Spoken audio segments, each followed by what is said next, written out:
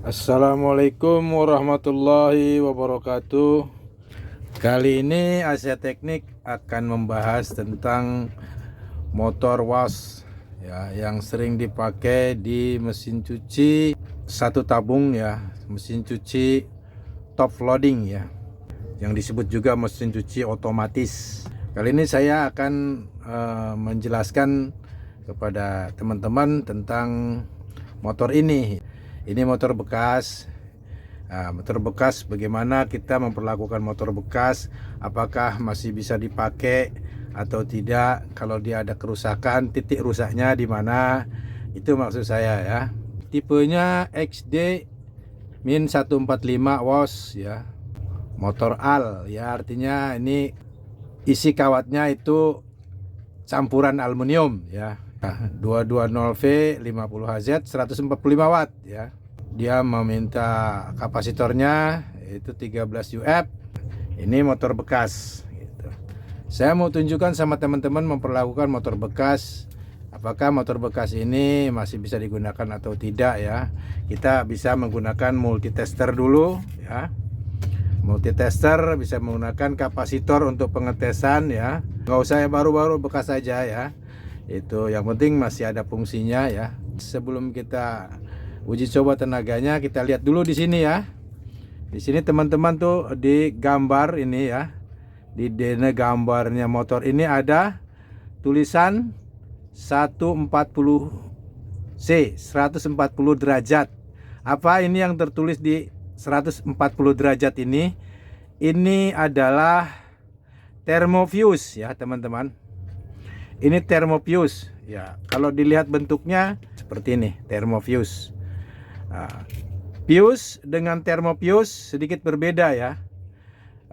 Fuse saja memang disebut sikring atau pengaman gitu ya. Tapi kalau sudah thermofuse berarti sikring ini mempunyai kemampuan beradaptasi dengan hawa panas gitu ya. Dia fuse ini mampu beradaptasi dengan panas sampai 140 derajat ya. Bila lebih dari itu dia akan protect. Itu tujuannya sebagai pengaman ya. Nah, ini fuse ini ya. Di sini ditulis gambar ya. Kemudian di sini juga ada gambar simbol kapasitor ya.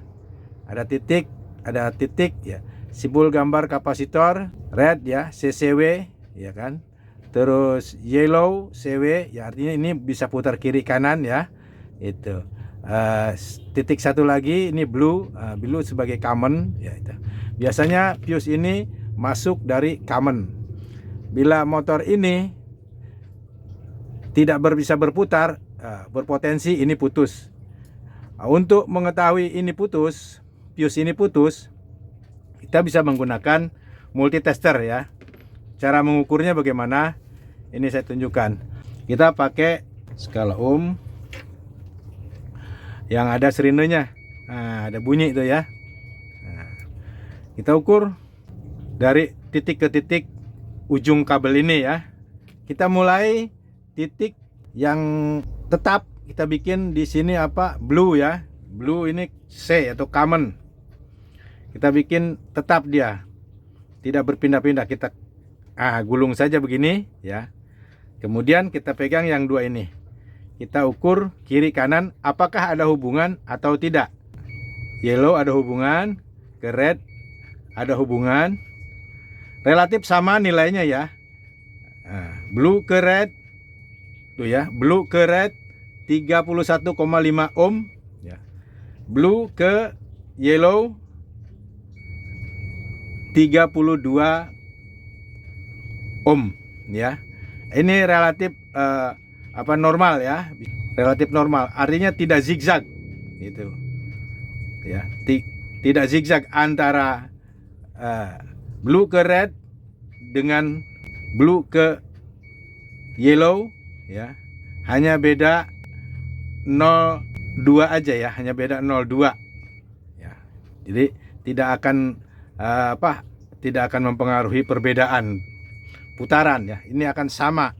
Itu memang untuk sama persis ya, itu jarang ditemukan ya, hampir tidak bisa ditemukan tuh. Selalu ada sedikit perbedaan. Itu. Tapi kalau perbedaannya itu mencapai 1 kalinya, ya itu udah rusak namanya. Ini toleransi masih bisa. Ini normal.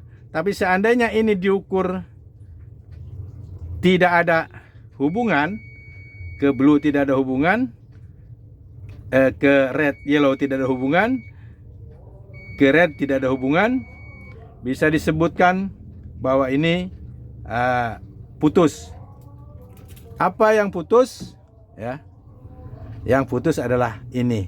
Nah, teman-teman bisa membuka mesin ini, ya, dan mencari letak penempatan pius ini dan menggantinya. Setelah diganti ini akan mutar lagi, ya. Sebelum dikasih arus, setelah diganti pius ini diukur juga, ya. Ada perbedaan yang signifikan nggak?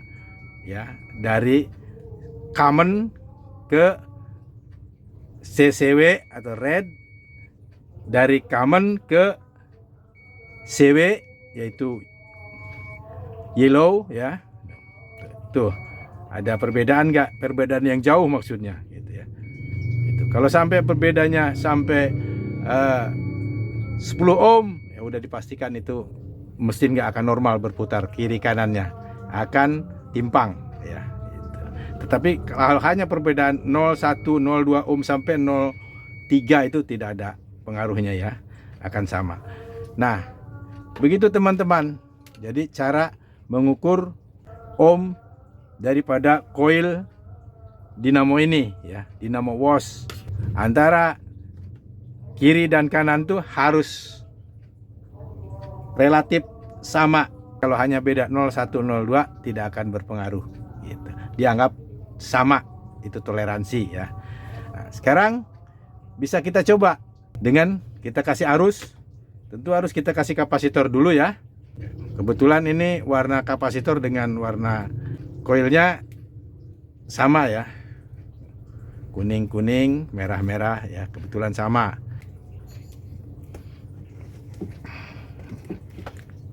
Nanti kita kasih arus, ya.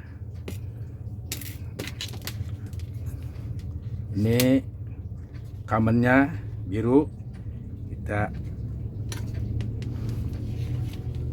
jauhkan saja, ya. Ini kita pasang supaya tidak mengganggu. Nah, terjepit di sini.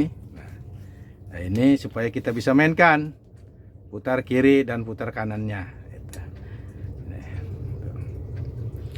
Sekarang kita colokin arus, ya. Kita tempelkan arusnya. Oh, ya. Sangat besar tenaganya. Luar biasa. Tuh, ya. Sampai bergeser. Ya. Putar searah jarum jam, ya.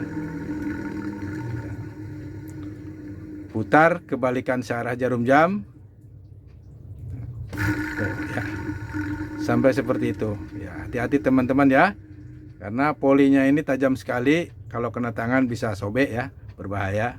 Oke, nah seperti itu teman-teman. Jadi cara kita memperlakukan dinamo mesin cuci, ya, yang top loading. Bila mana tidak berputar, jangan dulu membeli dinamo. Tes dulu dengan cara yang seperti ini, ya.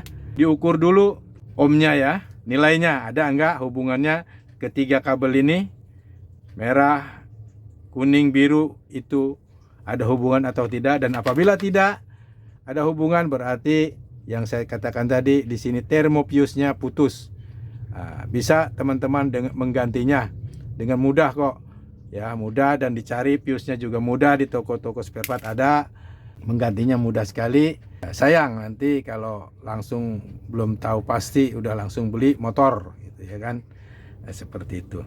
Nah, mungkin penjelasan saya seperti itu, ya teman-teman, tentang memperlakukan dinamo mesin cuci top loading yang berkapasitas sekitar 145 watt. Demikian penjelasan saya, semoga bermanfaat. Saya akhiri dengan assalamualaikum warahmatullahi wabarakatuh.